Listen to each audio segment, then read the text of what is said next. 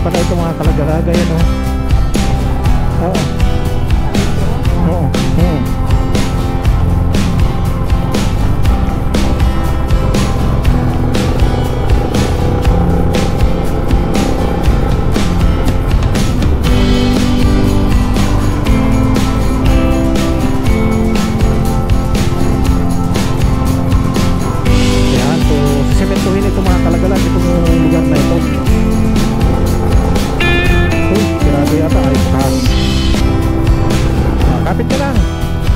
Paakit ito.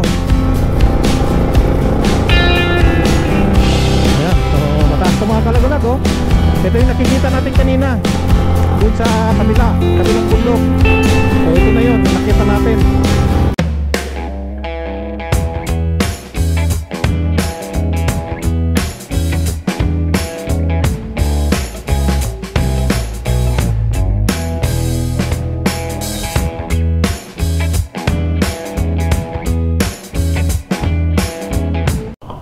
Isang mapagpalang araw po sa ating lahat. Ito ang RC Lagalag TV.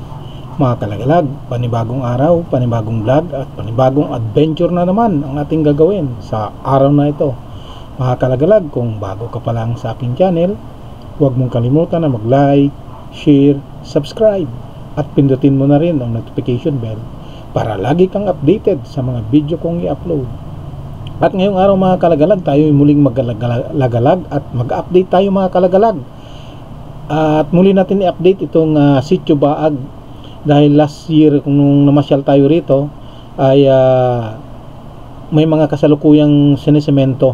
At yun yung titignan natin ngayon. Dahil aakyat sana tayo doon sa view deck at hindi tayo nakaakyat. Gawa ng sirado yung kalsada. At ngayon muli nating babalikan. At titignan natin kung natapos na ba yung kalsada na yung ginagawa doon, yung sa may paakyat at yung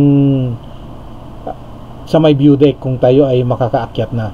Kaya ngayon 2024 na ay muli nating babalikan at muli nating i-update yung mga project diyan sa Sitio Baag para makita natin baka passable na yung Tarlac Zambales Road diyan ay pwede na rin nating daanan. So ngayon titignan natin at yung kalsada na yun kung sakaling makadiretso tayo hanggang dun sa may pinakadulo ng project nila. So abutin natin kung hanggang saan yung sementado na bahagi. Kaya huwag kayong bibitiw mga kalagalag, samahan nyo ako sa pag-update natin ngayon dyan sa Sitio Baag. Yan, so let's go! Yan mga kalagalag, muli nating madadaanan itong Bueno Bridge. At tayo ay approaching na sa Bueno Bridge. Ito na yung Bueno Bridge na muli nating dadaanan.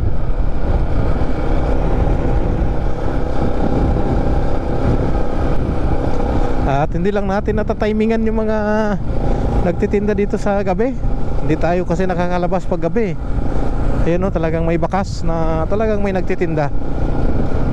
At malinis lang sila mga kalagalag. After siguro nila magtinda rito ay nililinis nila. Ayan, maraming mga abo. Talagang palatandaan niya na may nagtitinda sa lugar na ito.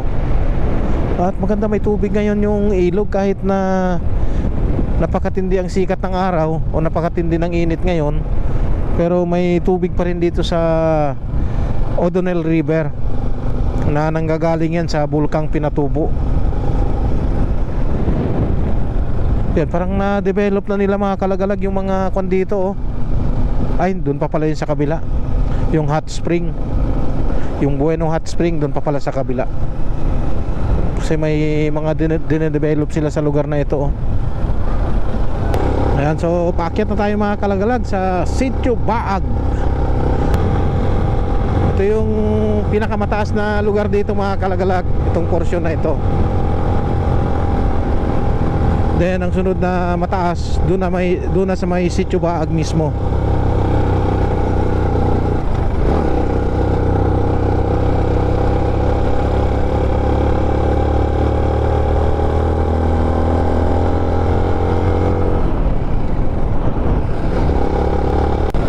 Ayan mga kalagalag, ito na yung papasok sa monasteryo. Ay, ginawa na rin 4 na lane pala, oh. Nung last time nung nagpunta tayo dyan 2 lanes lang yan. Ngayon apat na rin pala, ay 6.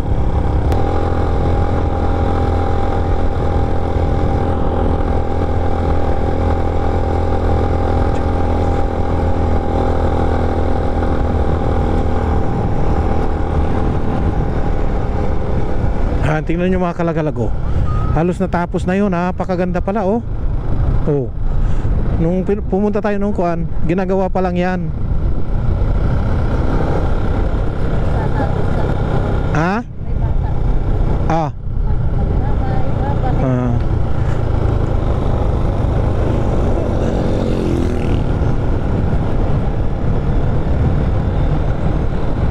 Tamang-tama pala yung pag-akyat natin dito. Ma-update natin tuloy ang kalsada na ito. Yun yung view deck mga kalagalag. Ayun, sa taas.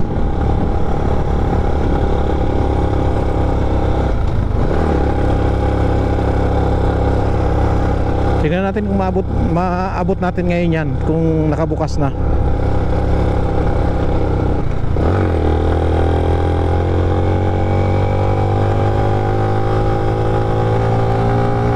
Ayun mga kalagalag yung view deck. Nagkaroon yata ng sunog pa dun Ayun kahit dito mga kalagalag nagkaroon ng grass fire Ayan yung epekto ng sobrang init. Ayan grabe. Grabe yung pagkasunog dyan. Kung last time nung nagpunta tayo dito mga kalagalag, kasalukuyan pa lang itong ginagawa. Pero ngayon tapos na kabilaan.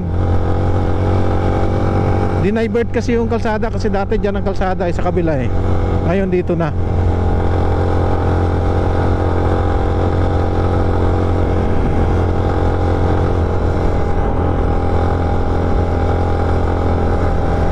Ayan ang ganda mga kalagalag.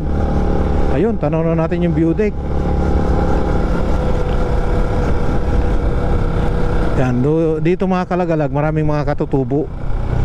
Halos lahat na nakatira dito ay mga katutubo yan. Resettlement kasi ito ng mga katutubo. Nung pumutok yung Mount Pinatubo, so dito sila dinala. Yung mga kapatid nating katutubong Aita.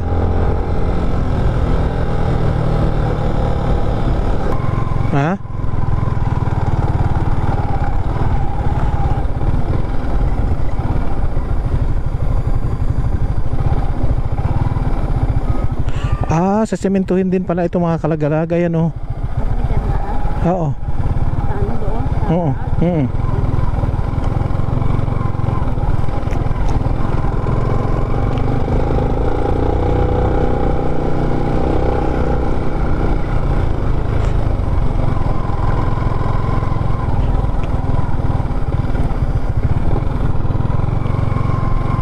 Ayan, so sisementuhin ito mga kalagalag, itong lugar na ito. Uy, sirado yata. Ay, bukas. Kapit ka lang. Ayan na, paakyat ito. Ayan, so mataas ito mga kalagalag Ito yung nakikita natin kanina doon sa kabilang bundok. So ito na yun, nakita natin.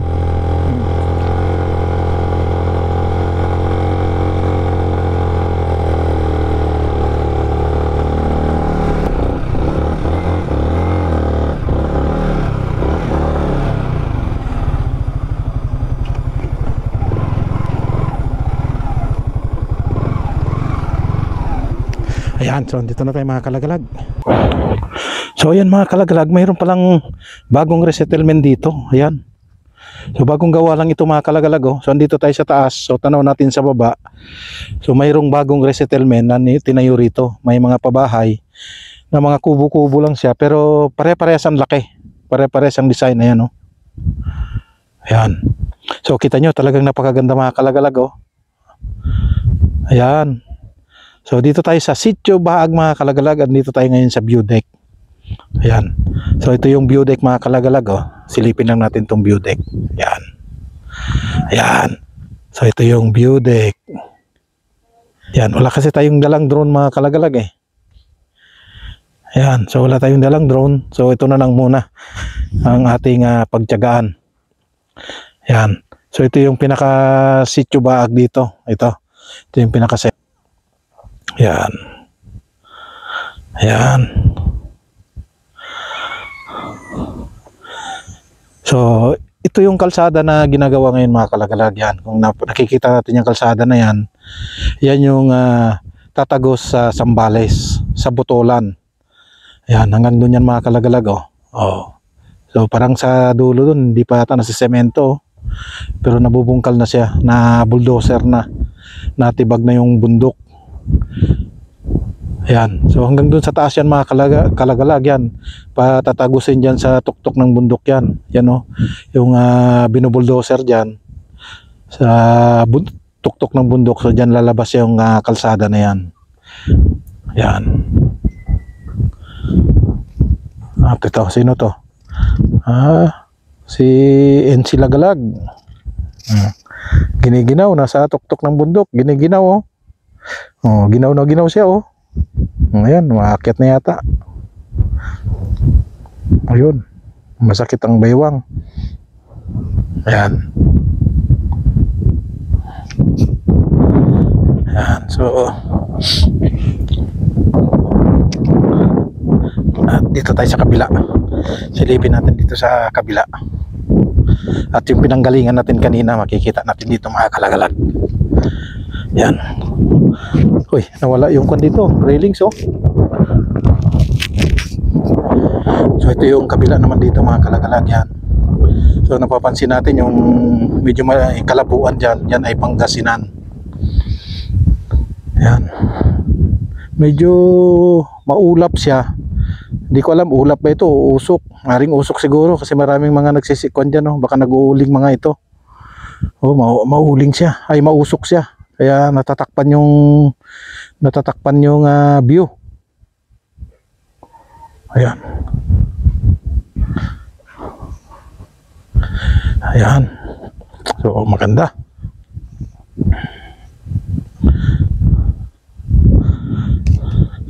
Ayan. So katatapos lang yung sunog din dito mga kalagalag oh.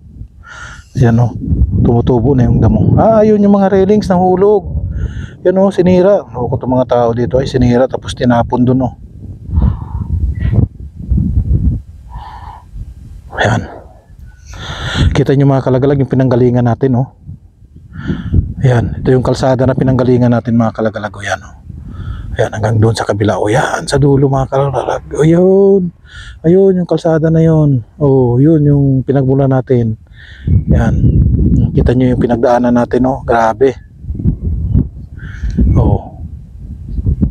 At tanaw natin dito yung kapatagan ng Central Luzon. Ayan. So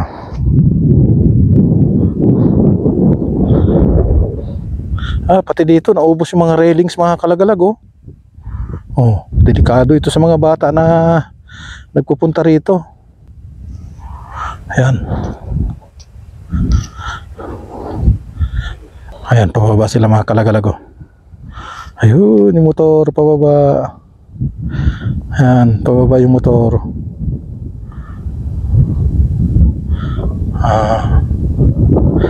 Ayan, so ito yung unang resettlement na itinayo sa lugar na ito. At may resettlement pa dun sa dulo mga kalagalag. Ayan oh. So madami kasi ito resettlement din ito. Ayan. Puro mga katutubong Aita ang nakatira sa lugar na ito. At ito, oh, kita natin yung mga pabahay dito mga kalagalag oh, pare-parehas. Napakaganda rin. Ayan. So sayang hindi tayo nakapagdala ng drone. So ito yung kabila naman na side ng view deck. So kita natin yung parang itong view deck na ito mga kalagalag, parang style ng Mindanao ito yung paggawa nila eh.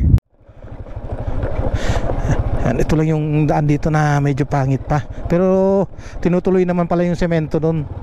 At kaya pala nung minsan na nagpunta tayo ay hindi tayo pinapasok, gawa ng nagsesemento pala sila ng kalsada. At ngayon ito na, this way to Villamar Farm. Silipin lang natin konti dito mga kalagalag para makita na rin natin yung update sa lugar na ito. para kumpleto yung lakad natin. O yan, sinesemento ito din dati nung nagpunta tayo, kaya hindi rin tayo nakatagos eh. O ngayon, pupuntahan din natin. Ito lahat mga campsite ito mga kalagalag. Pwede kayong mag overnight na mag-camping dyan. Kahit wala kayong dalang tent, may mga tent dyan na pwedeng i-rent. Pero mas mainam na kung may dala kayong tent, para hindi na kayong mag-rent. Oh, kita nyo, napakaganda, sulit talaga itong mga kalagalag. Oh, bagong bago yung kalsada. Kasi nung nagpunta tayo, kasalukuyan pa lang sinesemento ito. Ilang lane na ito? 1, 2, 3, 4 4 lanes. Tapos mayroong shoulder na magkabilaan.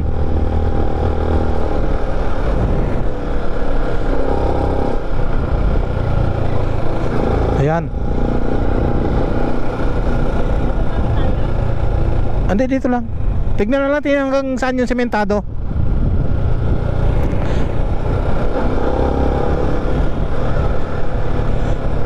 At titignan lang natin kung hanggang saan na yung nasa semento. Kasi sa gawi dyan dati putol. Hanggang dyan lang nung nakatagos tayo dito noon. Kasi may lumang semento dito eh. Uy, ano to?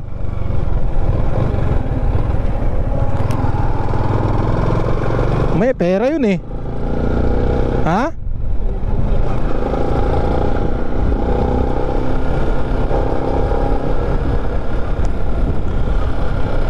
Ayan, may ginagawa rin pala dyan paakyat mahalo, mga kalagalag oh.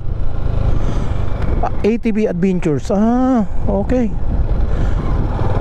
May ikon pala dyan. May mga ATV pala dyan. Ito yung isa sa kuan mga kalagalag, yan yung pabahay na ito. Yan, pero sabi nung nakausap natin kanina, part na daw ito ng Kapas. Itong resettlement na ito na isa. Pero katutubo rin po yan, mga katutubo ang nakatira dyan.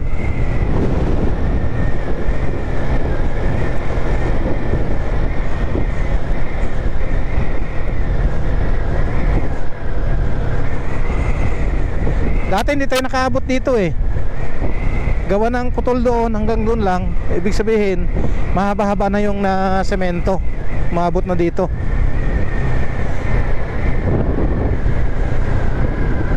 Ayan, so naabot na natin itong resettlement dito.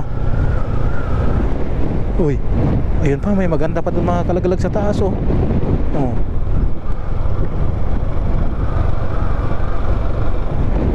Ayun. Wow, kaganda nitong pagkaikot oh. Oh. Ang ganda oh. Oh.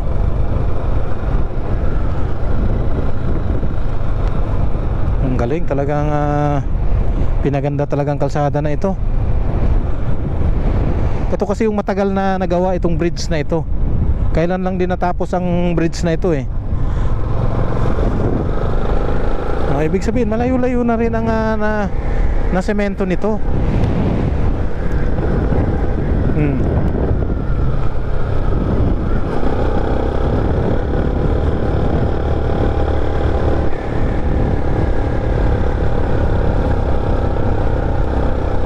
Ayan oh. Ang galing. Wow, ganda, solid.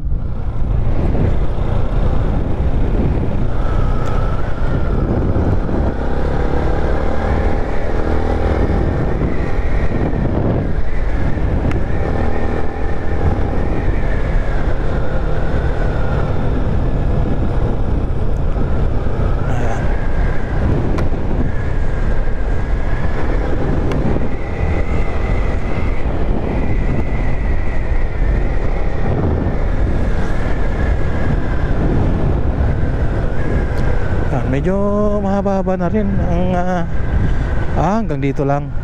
Yan, hanggang dito lang siya. So dito lang tayo. At least malaking tulong na ito. Dito na, malayo na pala. Yan. So ngayon pabalik na tayo mga kalagalag. Pabalik na tayo ng Tarlac City.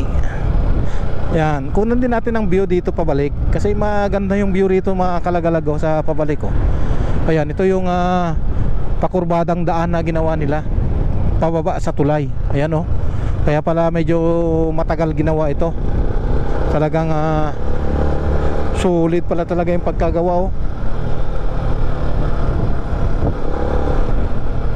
Oh, grabe, ang ganda. Ayan, so medyo matarik ito mga kalagalag, ha. Oh. Talagang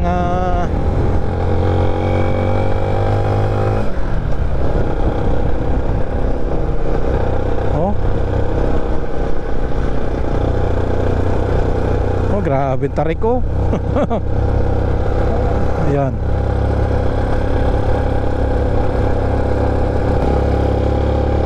Ayan, so clear na. Pababa na ito mga kalagalag. At sa susunod siguro pag-update natin, baka mahaba-haba na rin yung nasemento. Yun naman ang i-concentrate natin na i-update yung kalsada mismo. Titignan natin kung hanggang saan aabot yung nabuksan na o yung pwede ng daanan kahit hindi pa nasemento.